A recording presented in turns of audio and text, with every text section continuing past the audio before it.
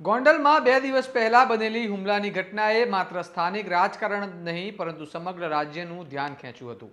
સ્થાનિક પ્રશ્નોને લઈને જાહેરમાં થયેલા હુમલા બાદ રાજકીય આક્ષેપો, પ્રતિક્રિયાઓ અને પોલીસ પર ઝડપી કાર્યવાહીનું દબાણ એકસાથે વધ્યા હતા। હુમલા પાછળ કોણ છે? શું આ અચાનક થયેલી ઘટના હતી કે કોઈ પૂર્વ નિયોજિત કાવતરું? આવા અનેક સવાલો વચ્ચે હવે આ કેસમાં મહત્વપૂર્ણ પ્રગતિ સામે આવી છે। આવો વિગતે વાત કરીએ સમગ્ર મામલા વિશે આ અહેવાલમાં। નમસ્કાર, હું ચિરાગ વર્ષાબેન, આપ જોઈ રહ્યા છો સ્વમાન।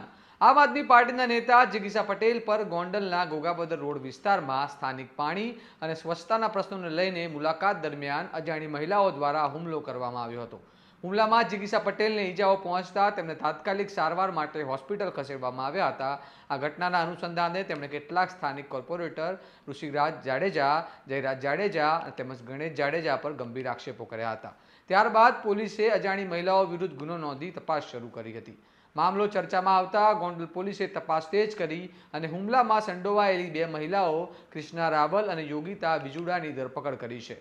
બંને સામે કાયદેસરની કાર્યવાહી હાથ ધરવામાં આવી છે।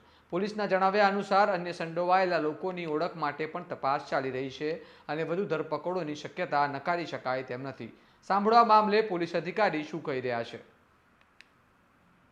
ગઈ તારીખ 24ના રોજ ગોંડલ ગોગાબદર રોડ ખાતે આવેલ સરગમ પાર્કમાં ફરિયાદી શ્રી જિગીસાબેન શામજીભાઈ પોકળનો ગયેલા, જ્યાં તેમની કારનો કાચ તોડીને હુમલાનો પ્રયાસ થયેલો।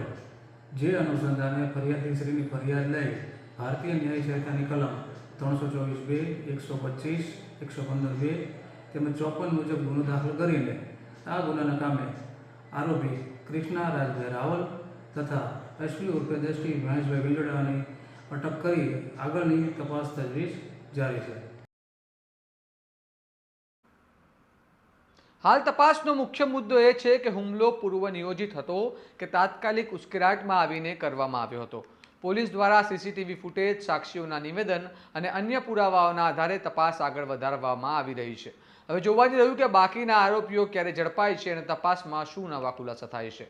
આ મામલે તમારું શું મંતવ્ય છે અમને કમેન્ટ કરીને જણાવો અને આવા વિગતવાર અહેવાલ માટે સ્વમાનને લાઇક, શેર અને સબસ્ક્રાઇબ કરવાનું ભૂલતા નહીં।